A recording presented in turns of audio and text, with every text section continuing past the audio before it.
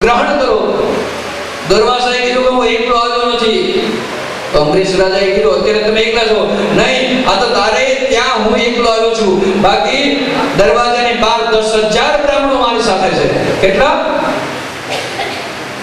હું એકલો નથી આવ્યો, મારી સાથે 10,000 બ્રાહ્મણો છે. અમરીશ રાજાએ કીધું કાંઈ વાંધો નહીં, આ તો ઠાકર ધણી છે. 10,000 બ્રાહ્મણો આવે તો શું વાંધો છે?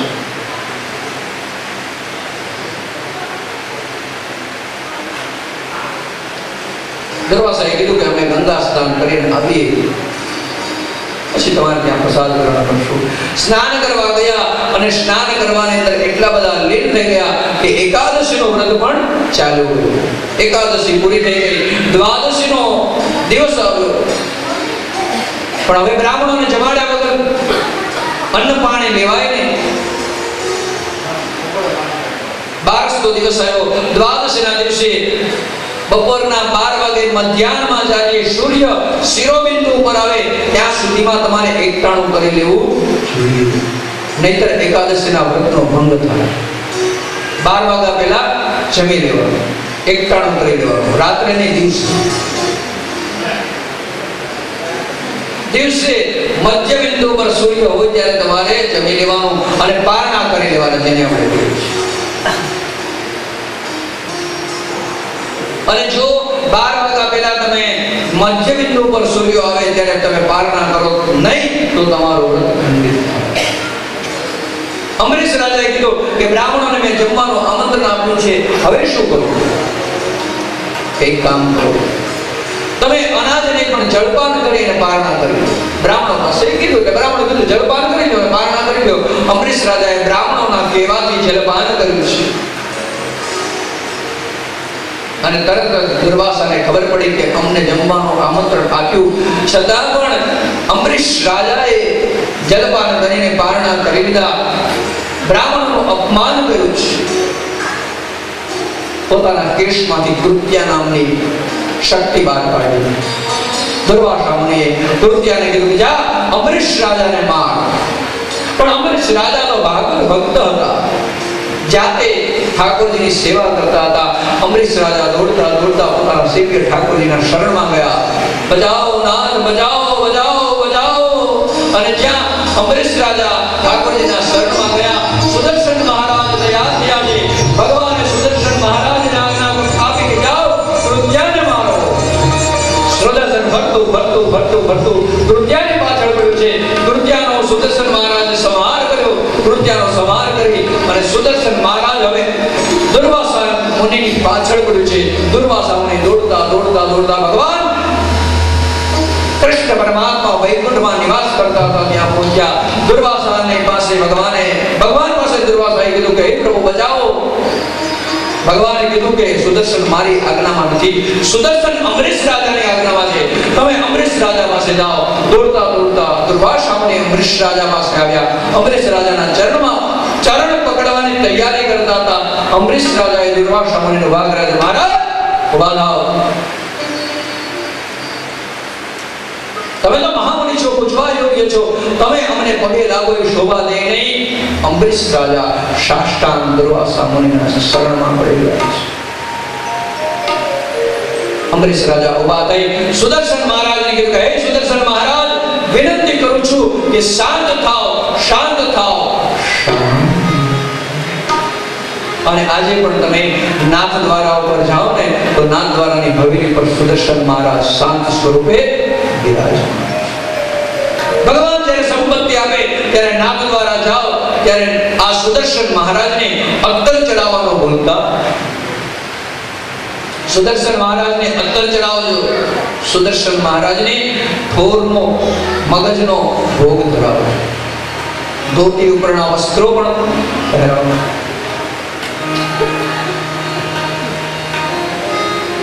સુદર્શન મહારાજને શાંત કરજો. અને જો ભવિષ્યમાં પણ તમારી પાસે તમને ગમે ત્યારે આપત્તિ આવી પડે, ગમે ત્યારે ભવિષ્યમાં આપત્તિ આવી પડે ત્યારે એક સરસ મજાનો પ્રયોગ બતાવું છું કે સુદર્શન કવચનો પાઠ કરો. જ્યારે જ્યારે વિપત્તિઓ આવી પડે અમરીશ રાજા ઉપર વિપત્તિ આવી અને એનું નિવારણ સુદર્શન મહારાજને શાંત કર્યા. સુદર્શન મહારાજને જે સ્તુતિથી શાંત કર્યા છે એ કવચનું નામ છે સુદર્શન કવચ. જ્યારે જ્યારે વિપત્તિ આવે ત્યારે સુદર્શન કવચનો પાઠ કરો ને તમારી બધી જ વિપત્તિઓ દૂર થઈ. નાનો બાળક હોય એ જ્યારે નજરાઈ જતું હોય વારે ઘડી ત્યારે ભોજપત્ર ઉપર સુદર્શન કવચને સુદર્શન એટલે કે વર્તુળ આકારમાં કેસરથી દાડમની કલમથી લખી અને ગળામાં પહેરાવવાથી ખૂબ જ ફાયદો થાય છે. રિપીટ, નાના બાળકને નજર લાગી હોય ત્યારે ભોજપત્રની અંદર કેસરથી દાડમની કલમ બનાવી અને એનાથી સુદર્શન કવચ લખી અને માદળિયામાં પહેરાવીને ગળામાં પહેરાવવાથી ખૂબ જ બાળકને ફાયદો થાય છે. માર્કંડ પુરાણની અંદર આ પ્રયોગ બતાવ્યો છે. અને આરોગ્યની દ્રષ્ટિએ પણ એકાદશીનું વ્રત કરવું.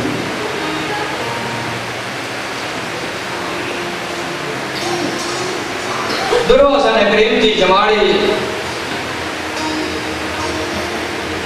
અમરીશ રાજાએ માફી માંગી. એ જ વર્ષની અંદર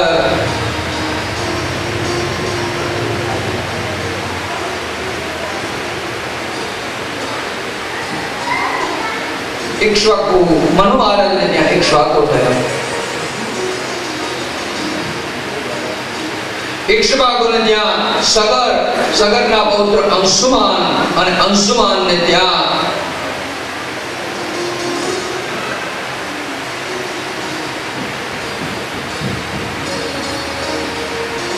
ભગીરથ રાજાનું પ્રાગટ્ય થયું છે. ભગીરથ રાજાએ પોતાના પૂર્વજોના ઉદ્ધાર માટે એટલું બધું તપ કર્યું અને તપથી પ્રસન્ન થઈ અને સ્વર્ગમાંથી ગંગાજીને પૃથ્વી ઉપર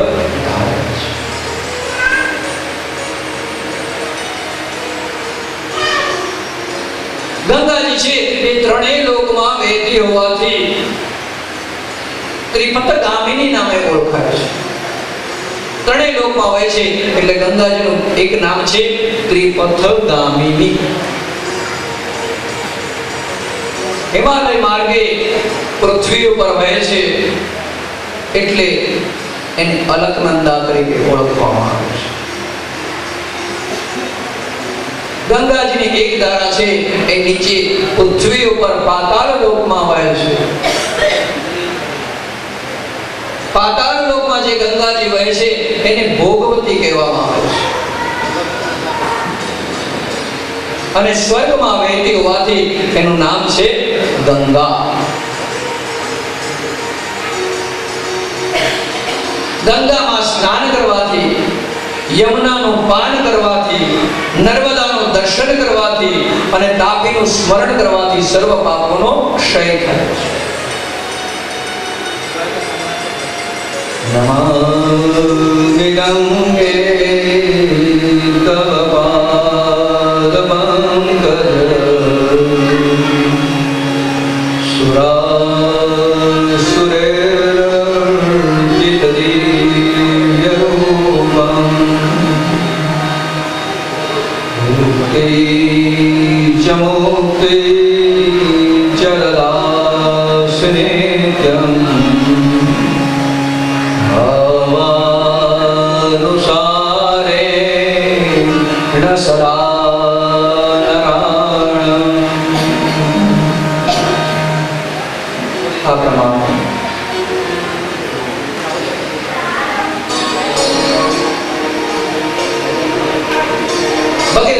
ગંગાજીને પૃથ્વી પર આભાર આપ્યો. એ જ વર્ષમાં ખડવાંગ થયા. ખડવાંગને ત્યાં દીર્ઘબાહુને ત્યાં રઘુ મહારાજનું પ્રાગટ્ય થયું. રઘુને ત્યાં અજ થયા અને અજને ત્યાં દશરથ રાજાનું પ્રાગટ્ય થયું.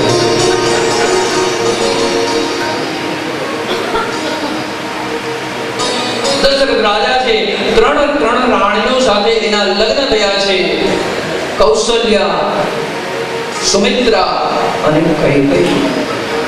ત્રણ રાણીઓ સાથે દશરથ રાજાના લગ્ન થયા છતાં પણ નિસંતાન. વશિષ્ઠ મુનિના કહેવાથી દશરથ રાજાએ પુત્ર કામેષ્ટી નામનો યજ્ઞ કર્યો. વશિષ્ઠ મુનિએ કીધું કે તમે પુત્ર કામેષ્ટી નામનો યજ્ઞ કરો. અગ્નિકુંડમાંથી યજ્ઞ નારાયણ ઉત્પન્ન થયા. એને સુંદર મજાનો એક સુવર્ણ પાત્રની અંદર ખીર ભરીને આપી કે આ તમે તમારી ત્રણેય રાણીઓને સરખા ભાગે વેચી દેજો. તમારે ત્યાં પુત્રોની પ્રાપ્તિ થશે. રાજાને ત્રણેય રાણીઓને બોલાવી અને એક એક પડ્યો ખીરનો આપી દીધો. કૌશલ્યા, સુમિત્રા પોતપોતાના રાજમહેલમાં ગયા. કઈ પણ રાજમહેલમાં જતા હતા. રસ્તામાંથી એક સમડી આવી, બાજ આવી અને ખીરનો પડ્યો ઉપાડીને ચાલી. ઝપટ મારી ખીરનો પડ્યો હતો એ પડ્યો લઈ અને ઉડવા લાગી. કઈ કલ્પાન કરવાને લાગી કે મારે ત્યાં હવે પુત્ર થશે નહીં. એટલે સુમિત્રાએ અને કૌશલ્યાએ પોતાની ખીરમાંથી બે ભાગ આપ્યા. એટલે કઈને ત્યાં બે પુત્રના જન્મ થયા. થોડું કૌશલ્યાએ આપ્યું અને થોડું સુમિત્રાએ આપ્યું. એટલે કઈને ત્યાં બે બાળકો ઉત્પન્ન થયા. અનુક્રમે ભરત અને શત્રુઘ્ન થયા. પણ કઈનો જે પડ્યો હતો એ સમડી લઈ ગઈ અને ઉડતી ઉડતી જઈ રહી હતી. એવામાં બીજી સમડીને ખબર પડી કે આ કંઈક લઈ જાય છે. એટલે બંનેની મારામારીની અંદર ઓલો પડ્યો હતો એ પગમાંથી છટકી ગયો અને પર્વત ઉપર અંજની માતા ભગવાનનું તપ કર્યા હતા. એના ખોળામાં આ પડ્યો છે. માતાએ જેવી ખીર આરોગી એટલે સૌ પ્રથમ હનુમાનજી મહારાજનું પ્રાગટ્ય થયું છે. બોલીએ લંગડેજી મહારાજ કી પવન સુત હનુમાનજી મહારાજ કી જય.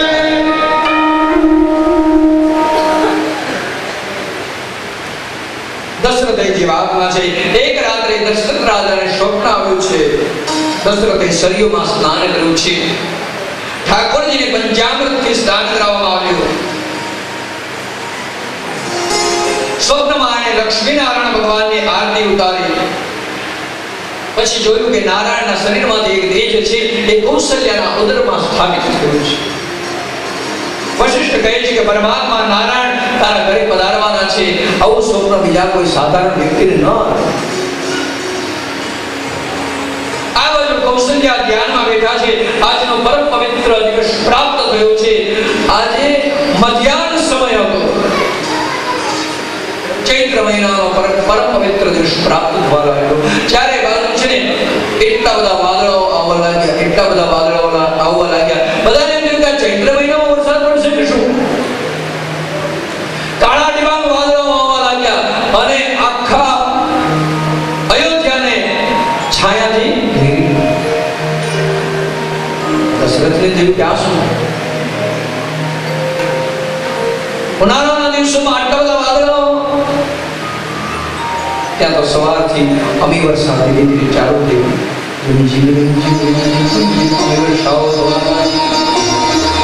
અમી વરસાદ જેવી બંધ થઈ એટલે આકાશમાંથી ધીરે ધીરે પુષ્પનો વરસાદ વરસવા લાગ્યો.